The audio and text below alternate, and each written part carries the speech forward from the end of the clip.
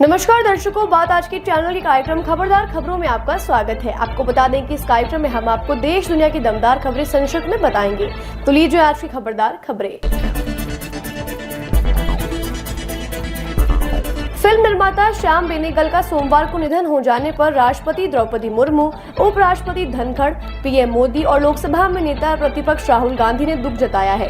राष्ट्रपति मुर्मू ने कहा, श्याम बेनेगल के निधन से भारतीय सिनेमा और टेलीविजन के एक गौरवशाली अध्याय का अंत हो गया।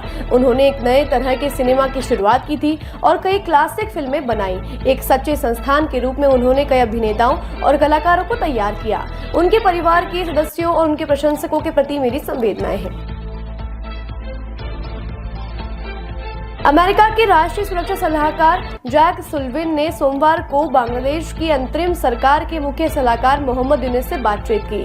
अमेरिकी सरकार द्वारा जारी एक प्रेस विज्ञप्ति के अनुसार सुल्लिवन ने चुनौतीपूर्ण समय में बांग्लादेश का नेतृत्व करने के लिए यूनुस को धन्यवाद भी दिया।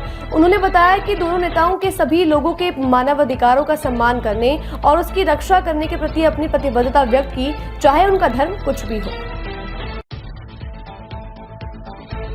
छत्तीसगढ़ के नक्सल प्रभावित सुकमा जिले में सुरक्षा बलों के शिविर पर नक्सलियों ने हमला कर दिया, जिसमें केंद्रीय रिजर्व पुलिस कमांडो बल के 2 कमांडो घायल हुए हैं। पुलिस अधिकारियों ने बताया कि जिले के गोमगुड़ा गांव के करीब जंगल में नव स्थापित सुरक्षा बलों के शिविर पर नक्सलियों ने गोलीबारी कर दी।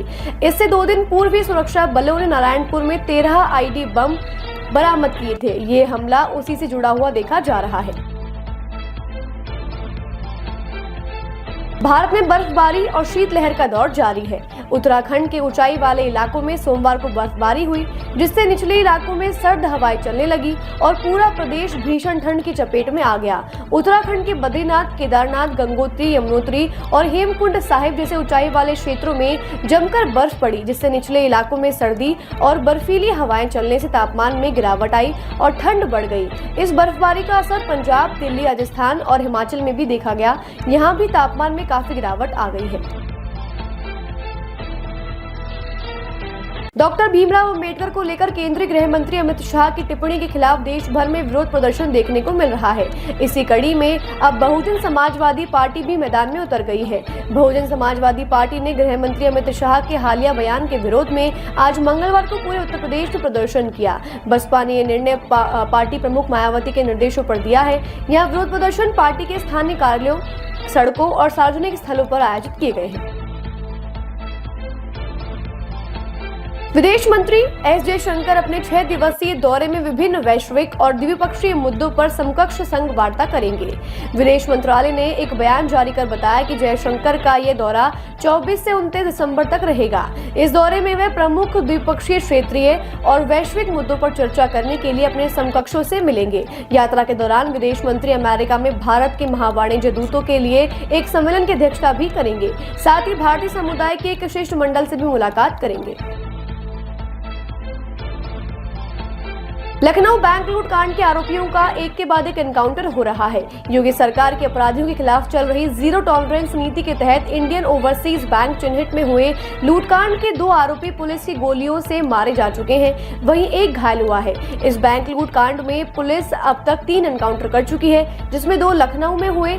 इन एनकाउंटर में एक लुटेरा मारा गया और दूसरा घायल हो गया। तीसरा एनकाउंटर गाजीपुर में हुआ, जहाँ एक और आरोपी मारा गया। हमास के टॉप नेताओं में से एक इस्माइल हानिया को इजराइल ने ही मारा था। हानिया को ईरान ने मार गिराया था।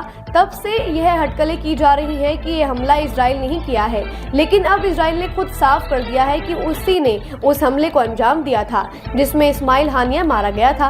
हानिया को उस हमले के बाद मारा गया था जिसमें हमास के लड़ाके इजराइल के अंदर घुस गए थे और कई इजरायलियों को उठा ले गए थे। प्रधानमंत्री नरेंद्र मोदी ने आज मंगलवार को देश के प्रमुख अर्थशास्त्रियों के साथ एक बैठक की। इस बैठक में अर्थशास्त्रियों के साथ साथ इस क्षेत्र के विशेषज्ञों से भी मुलाकात की। इस बैठक के दौरान उन्होंने आगामी बजट के लिए उनके विचार और सुझाव मांगे। आपको बता दें कि केंद्रीय वित्त मंत्री निर्मला सीतारमण 1 फरवरी को लोकसभा में 2025-26 का बजट पेश करेंगी। इस बैठक में नीति आयोग के उपाध्यक्ष सुमन बेरी और अन्य सदस्य भी शामिल हुए। राष्ट्रीय स्वयंसेवक संघ के प्रमुख मोहन भागवत के हिंदू नेता बनने वाले बयान पर जगत गुरु स्वामी राम भद्राचार्य ने भारी विरोध जताया। भद्राचार्य ने कहा कि यह भागवत का व्यक्तिगत बयान हो सकता है, लेकिन बहुत ही अनुचित है। भागवत को यह जान लेना चाहिए कि वो हमारे अनुशासक नहीं है, हम उनके अनुशासक हैं। जगत गुरु ने कहा कि संतों ने संघ को बनाया है, संघ संतों पर अनुशासन नहीं कर सकता।